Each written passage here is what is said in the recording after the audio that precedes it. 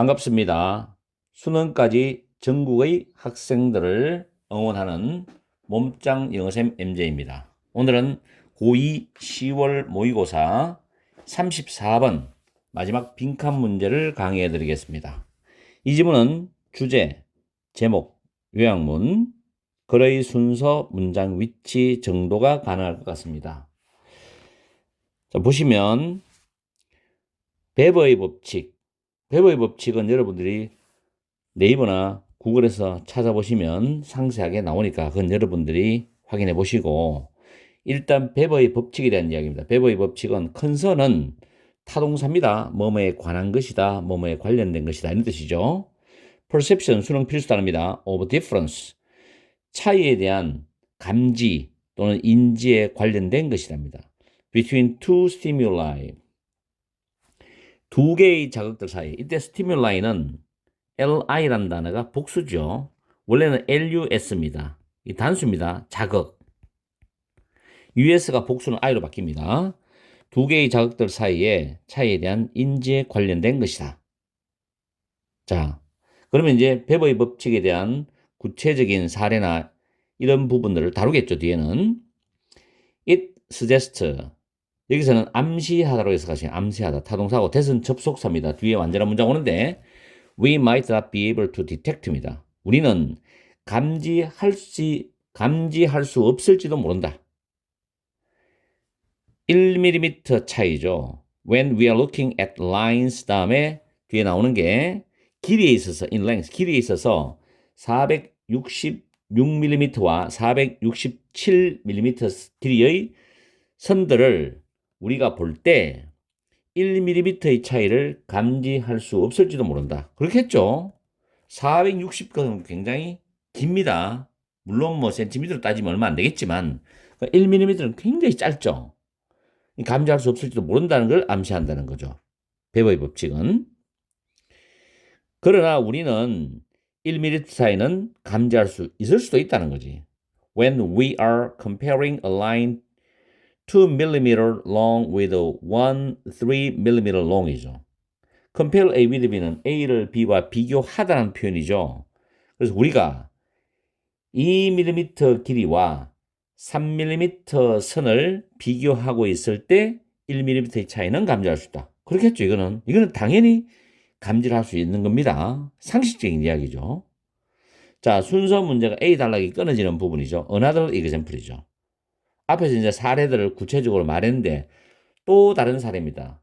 프린시플 원리죠. 이런 원리의 또 하나의 다른 사례는 대절이다. 역시 대선 비동사 뒤에 접속사, 뒤에 완전한 문장이죠.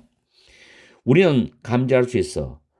one candle, 하나의 촛불을 감지할 수 있어. when it is, 그 촛불이 is lit입니다. lit는 여러분들이 사전을 찾아보시면 아실 거예요. light가 lit, lighted도 있고 lighted도 있습니다. 그래서 be lit, lighted를 써도 돼요. PP입니다. 그래서 촛불이 otherwise는 촛불이 내용상으로 촛불이 켜져 있지 않았으면 이렇게 해석하는 거죠. 촛불이 켜져 있지 않았으면 어두웠을 그 방 안에 촛불이 켜져 있을 때 하나의 촛불을 감지할 수 있다는 것이라는 겁니다.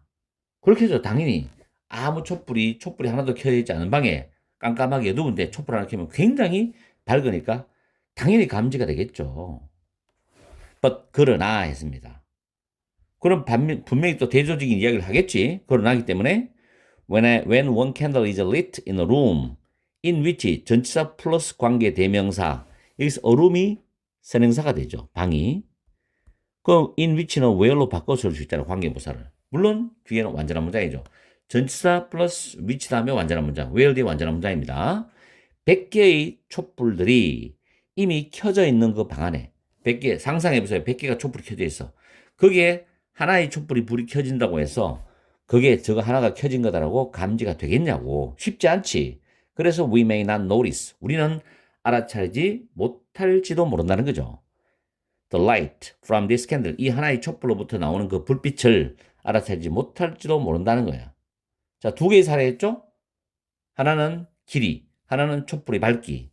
자, 그 다음에 두 번째 날 그러므로 하면서 그 어떤 사례에 대해서 결론 부분으로 가는 거야. 그러므로 문장 위치자료 되고 just noticeable 그대로 외우세요. 겨우 알아차릴 수 있는 그런 차이는 vary입니다. 달라진다. differ하고 비슷한 말이에요.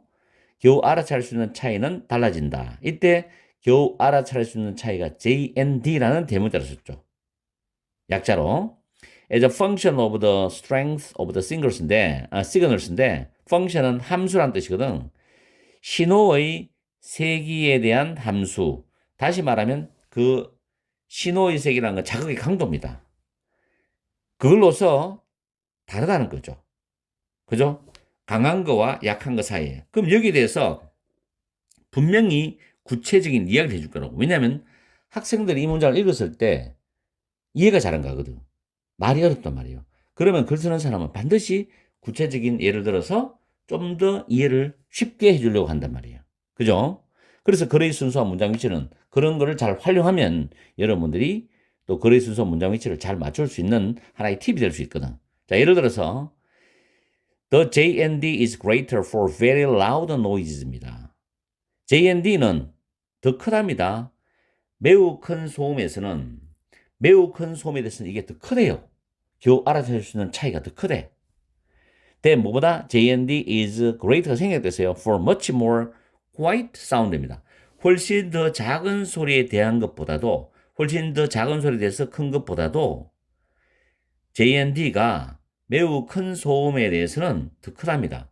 큰 소리가 A가 큰 소리 나고 B도 큰 소리 나. 그럼 A, B를 차이를 느끼면 더 크게 나야 하나가 더 크게 나야만 되는 거지. 근데 A와 B가 둘 다 작은 소리 나면은 조금만 하나가 더 커도 분명히 우리가 차이를 알 수 있는 거라고. 그 이야기거든.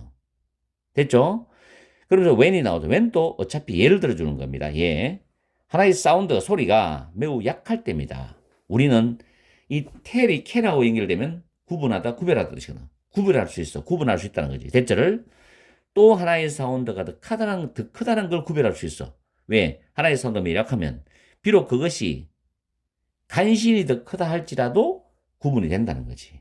이해가죠?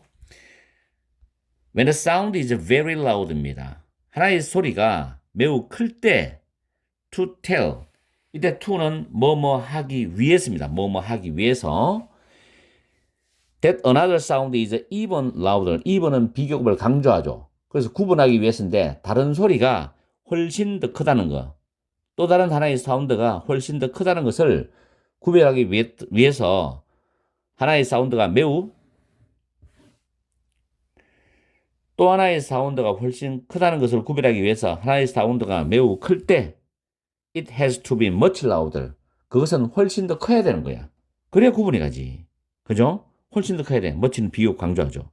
그래서 베버의 법칙은 의미한다. 결론이 나오는 겁니다. It is harder이죠. 이 단어 조심하세요.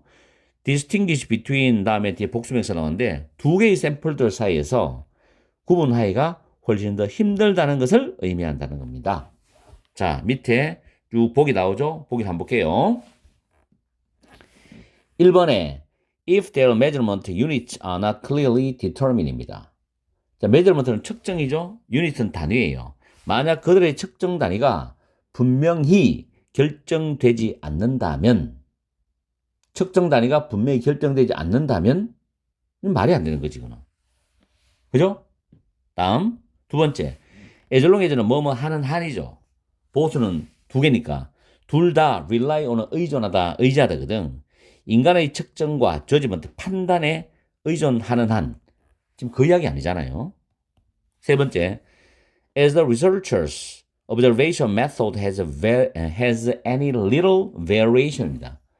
variation은 변화, 변동이란다. 이거 외우세요. 수능에 반드시 나오는 단어입니다. 모의고사도 마찬가지. 그리고 이때 little은 부정적 의미를 가지고 있어요. 그 관찰자의, 그 연구자의 관찰 방법이 거의 어떤 변동을 가지지 못할 때. 아니죠, 이거. 다음 네 번째. When those samples, 그 표본들, 그 샘플들이 더 크거나 더 강한 레벨, 어떤 수준일 때, 무엇에? 자극에 대해서 더 크거나 더 강한 수준일 때 당연히 뭐예요? 또 다른 소리가 훨씬 더 크다는 걸 구분하기 위해서는 어떤 소리가 매우 클 때는 그 소리는 더 커야 되는 거예요. 그래야만 구분이 가능하지. 더 크거나 더 강할 때. 그걸 앞에 촛불과 길이도 우리가 예를 들었잖아요. 그죠? 그리고 밑에 사운드도 예를 들었고. 그래서 이거는 빈칸이 34번이 가장 까다로운 문제입니다. 33번도 까다롭고. 그렇기 때문에 이 문제를 여러분들이 생각을 좀 하면서 해석을 해내려가야 보기에 정답을 맞출 수가 있는 그런 수준의 지문이에요. 아시겠죠? 4번이 정답이 됩니다. 5번에 where they belong to. belong to는 뭐뭐에 속하다, 뭐뭐의 것이다 이런 뜻이죠. 자동사죠. belong to는 진행형도 안 됩니다. be belonging to 안 돼요. be belonged to 수동태 안 됩니다. 꼭 기억하세요. 자동사예요. 뭐뭐에 속하다, 뭐뭐의 것이다. thoroughly는 완전히란 부사입니다. 완전히. 완전히. 다른 캐러고리 범주죠. of stimuli. 그것들이 자극에 대한 완전히 다른 범주에 속하는 경우에, 이따 외우는 경우에는 이건 아니죠. 완전히 다른 범주. 그래서 정답은 4번이 되는 겁니다. 그래서 이걸 자체를 예를 들어서 제목으로 시험 문제를 출제한다. 선생님이. 그랬을 때는 베버의 법칙과 인지 또는 감지 가능한 그 차이, 뭐 이 정도로 제목을 만들 수 있지 않을까 생각합니다. 요약문도 출제될 가능성이 굉장히 높죠. 이런 부분, 제목이나 요약문. 여러분들이 잘 정리해서 기말고사에 만약에 이 지문이 시험 나온다면 정말 좋은 점수를 받았으면 좋겠습니다. 오늘 강의는 34번은 여기서 마치고 항상 여러분과 함께하는 MJ가 되겠습니다. 행복한 시간 되세요.